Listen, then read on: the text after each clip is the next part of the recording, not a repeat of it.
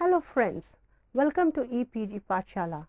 I am Dr. Anurekhachari Wagh, Assistant Professor, Department of Sociology, Savitribai Phule, Pune University. Today we are going to discuss the module titled Peasant and the Raj Part 2. This module is part of the paper Agrarian Social Structure and Change. This paper is coordinated by Dr. Manish Thakur of IIM Kolkata.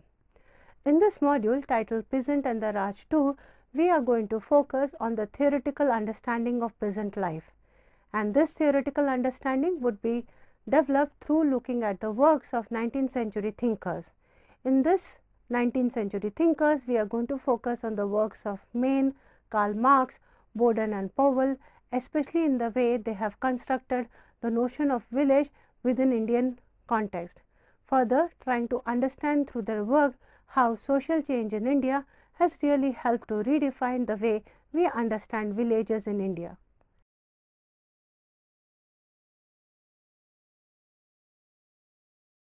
Continuing the discussion presented in module 2.2a, in this module we talk about the discursive effects of the Raj's land revenue policy and the increasing salience of colonial forms of knowledge. We also offer you an overview of how the Raj's growing involvement with the Indian peasant life catapulted some of the basic categories of understanding of Indian socio-economic institutions in the domain of social theory of the day. Throughout the discussion, we try to integrate the changes in land revenue policies and land settlement practices with the concomitant changes in a way of looking at how Indian peasants have historically organized the community and economic life. We also introduced you to different ways in which Raj's understanding of peasant life seeped into a general theoretical understanding of Indian social institutions, the making of an agrarian territory. It is misleading to assume that the village has always been a basic unit for revenue collection. At times, revenue would be settled on the basis of smaller estates within villages. Likewise, many a times larger estates comprising several villages would be the basis for revenue settlement. Marriott has shown how, for the first time, the whole countryside was divided into village units for administration with reference to Mahalwari system of land tenure. In his directions for revenue officers, James Mason directed that wherever possible, the whole body of proprietors in each village would be made individually and collectively responsible for paying the land tax. This was a novel requirement, as previous Mughal policy had often been to recognize estates as units even when they cut across several villages. In the new system, one finds some sort of disposition to treat each village as if they were a great family. In this sense, the modern ideas of territorial organization of land based on revenue village are said to be derived from colonial times. In fact, this was true for the whole of colonial Asia. Thus, in India, as much as the colonized world, village became the linchpin in the overall colonial regulation of agrarian territory. It helped the new rulers in the settlement of farming regions in sync with the laws of landed property and policies of revenue collection. In 1815, the colonial rulers had settled upon the village as a basic unit of agrarian administration. While overhauling the earlier territorial organization and erasing the traces of previous form of territorial organizations, the British rule enshrined the village community as a core economic, political and social unit.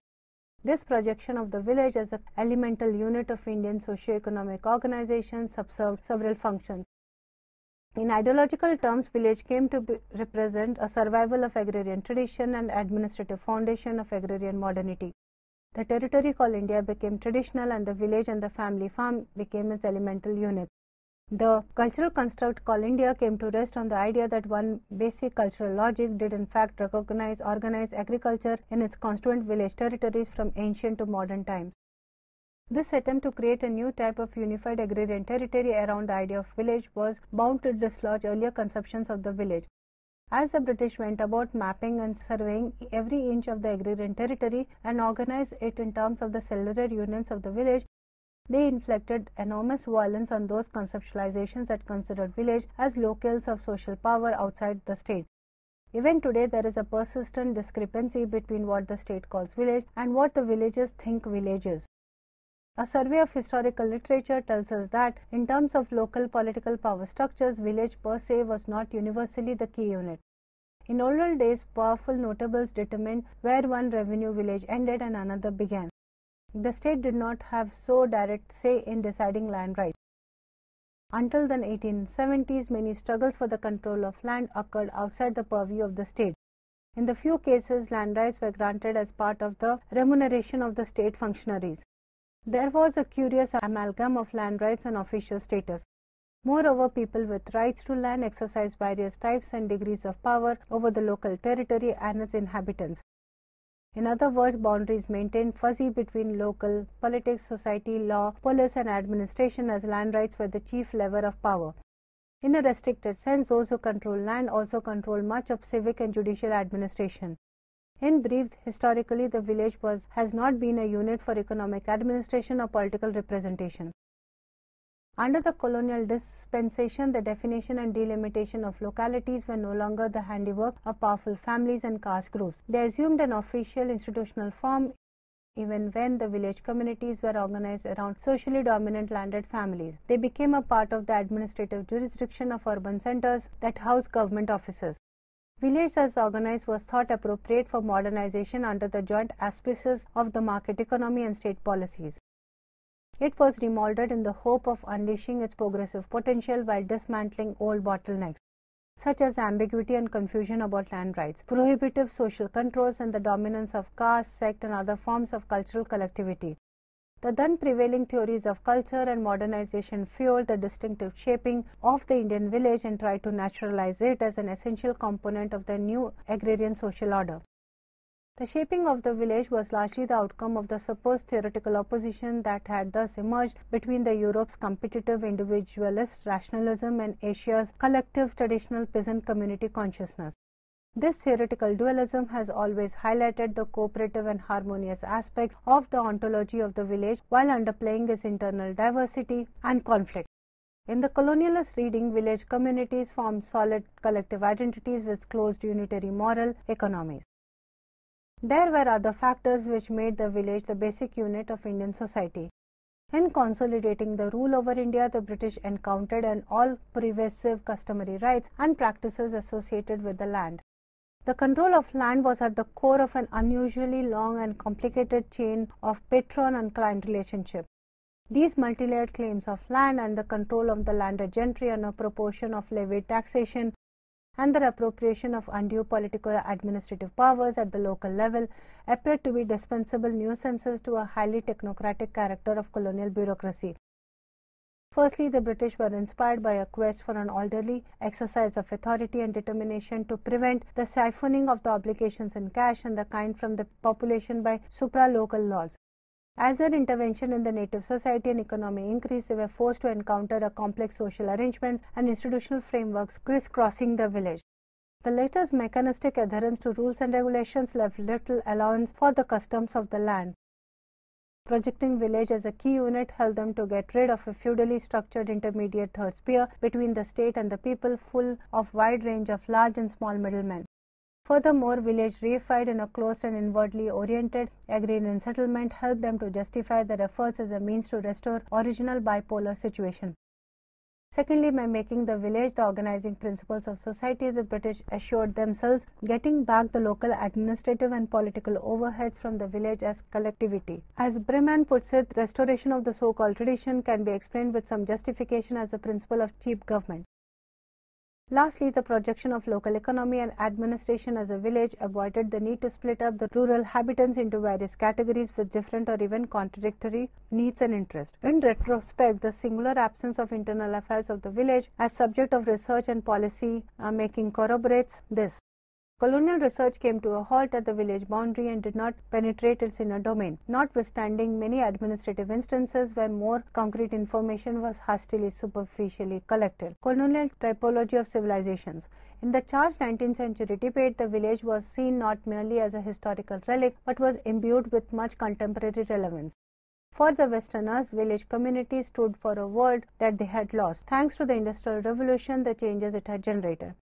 Since it was a world almost lost, depending upon one's ideological predictions, it could be embedded in one's own version of progress or degeneration in relation to the present. For the romantics, idyllic villages of the past realized those qualities of life that they highly valued and craved for, and for which could indeed be realized in some future utopia. Those who were on the side of progress, there were many set out to debunk the idyllic myth of past village community by associating it with economic inequality or rigidly stratified and stagnant society and its historic subordination to arbitrary powers.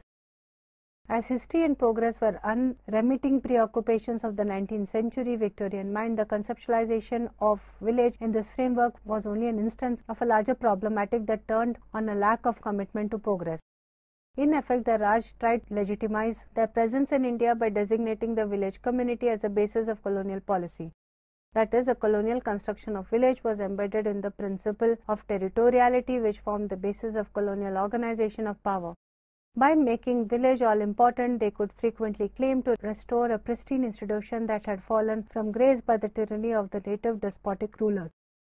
This also imparts to the British the credit for having brought to fore a tradition which was unknown to Indians themselves. In this sense, colonialism as a form of knowledge has shaped much of the modern history of colonized spaces and peoples. It went on to amass knowledge to enable itself to classify, categorize, and bound the vast social world that was India so that it could be controlled. Inden gives an ideological explanation for the new preoccupation of the village as a basic formation of the Indian society. He argues that the Orientalist perspective that had gained currency during the 19th century placed European modernity in an hierarchical relationship with the Asiatic tradition. Thus, India's unchanging institutions based on family, caste, and the village communities were constructed as empirical indicators of the presence or absence of progress. In other words, Indian village was seen in the light of general consensus animating Western historiography. Certain universal features constructed as markers of progress, that is, the presence of private property in land, for instance, were vainly looked on for the historic constitution of the village. It was this empirical quest for markers of progress or their lack of which made India and Europe appear as braided concerns, which in turn also signals entry of Indian village into the domain of European social theory. Not surprisingly, the Indian village as a unique institution inhabited by the peasants came to inform the intellectual currents of the British society itself.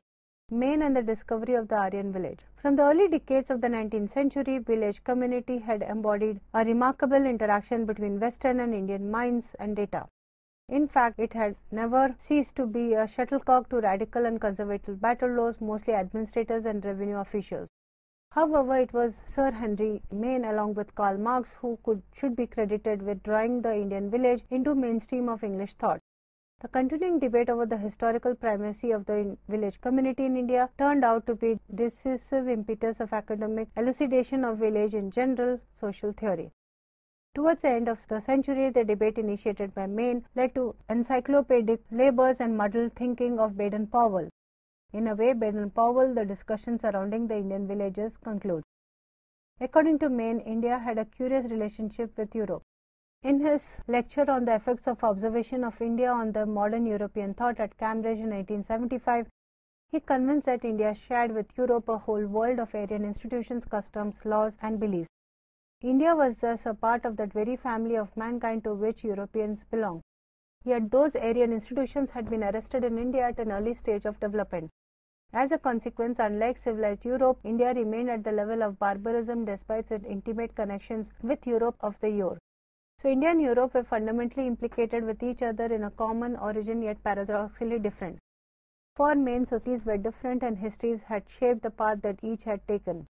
He reasoned that India's ancient institutions linked to those of Europe by the common Aryan origin became the germs out of which social and political system of modern Europe had emerged. Seen thus, Indian institutions were not merely curious anachronisms but contained in themselves the making of successive phases of one ongoing process of development. However, in order to justify making inferences from India's present to India's past, Maine had inevitably to assume that India had had no history since the time of the early Aryan invasion. In effect, he gave India with one hand a history linked to that of England, with the other he took it away. The dichotomy between India's static policies and England's progress ultimately overwhelmed any sense of parallel development that he could have argued otherwise. Central to Maine's analysis alike of India's similarity and its difference was his conception of the village community. By Maine's time, the notion of the village community had already acquired an extended history both in India and Europe. Several current views. German romantics sought national origins in the Teutonic forest. Victorian liberals too concerned of the Saxon village community as a training ground for all subsequent self-government. At the level of practice, Maine was in favor of curbing the movement which was endeavoring to precipitate Indian society from status to contract at one bound. In his theory of Indian village, he remained imprisoned to the growth of evolutionary thought which he had characterized as stage. He describes India's brotherhood villages as marking out the earliest phase of an evolutionary process whose end point was to be found in contemporary England.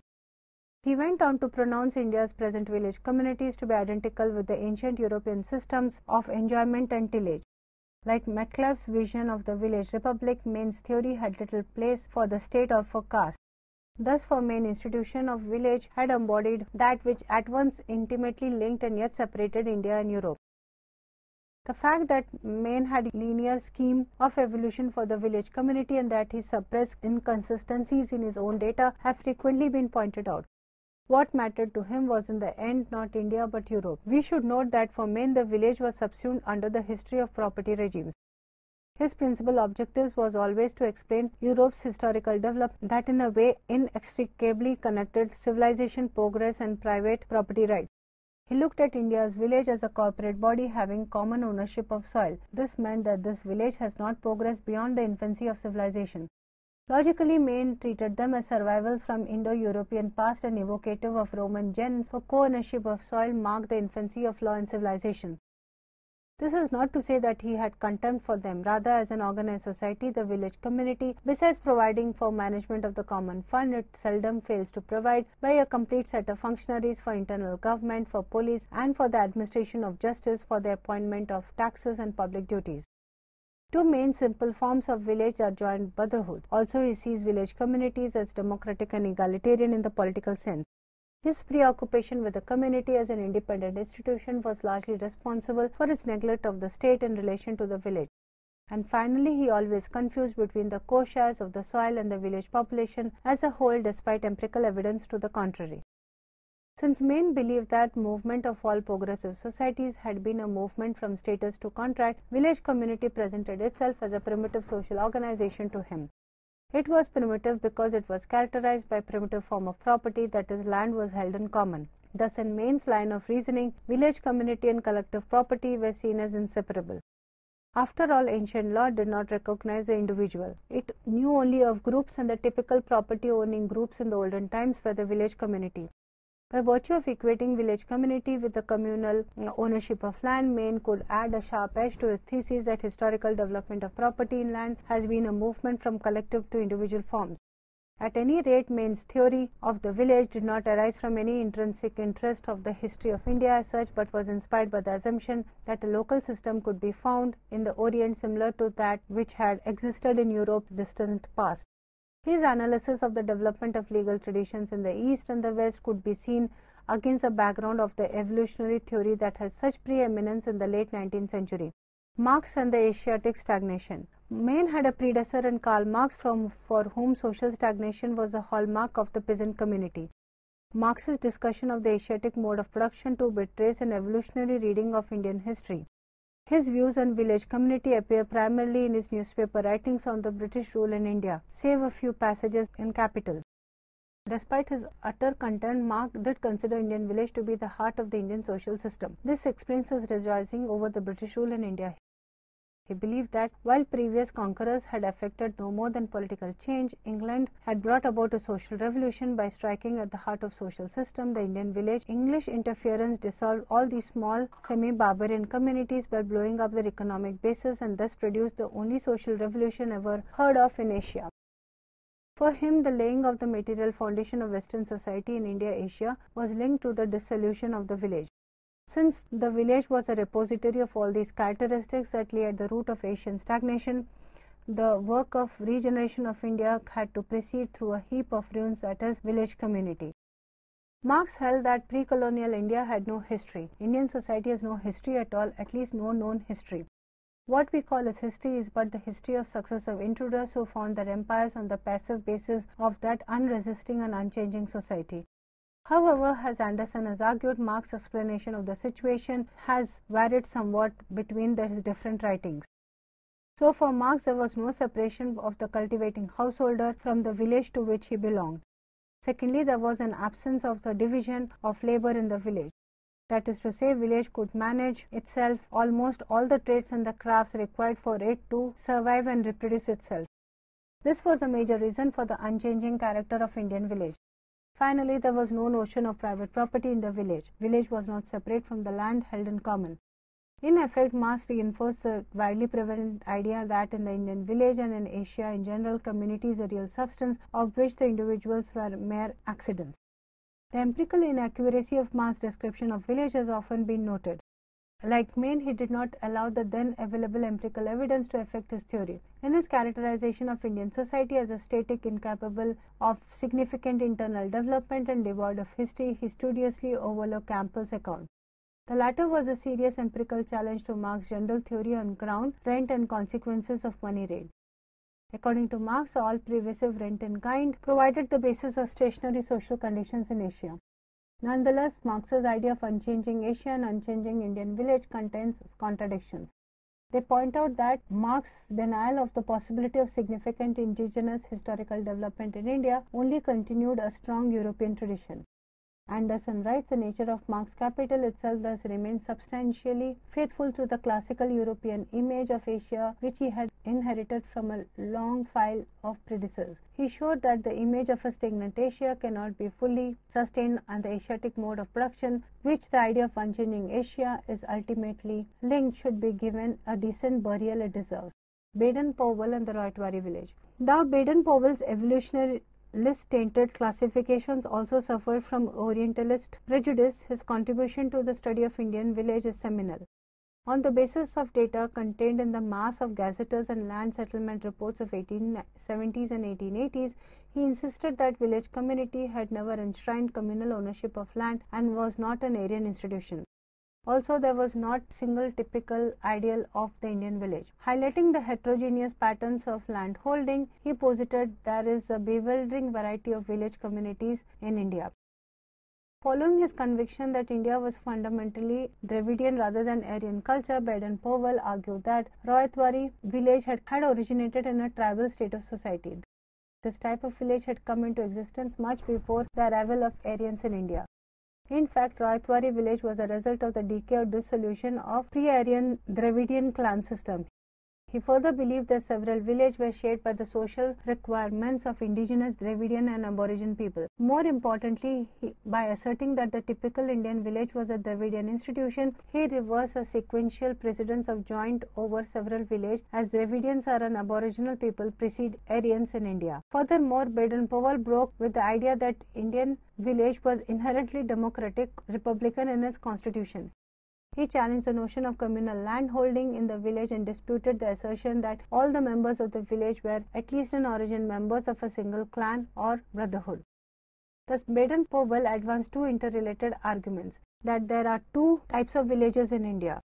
Two jointly held villages of the Aryans taken to be the universally and essentially Indian type. The ideal typical Indian village is quite misleading.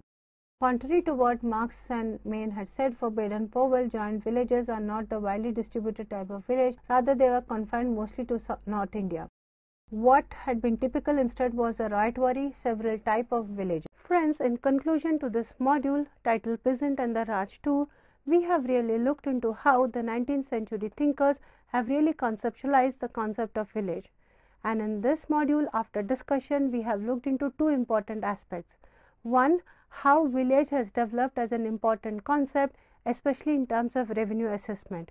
Further, we have also looked into the idea of village as an inevitable arena of states mapping of agrarian territory. Thank you.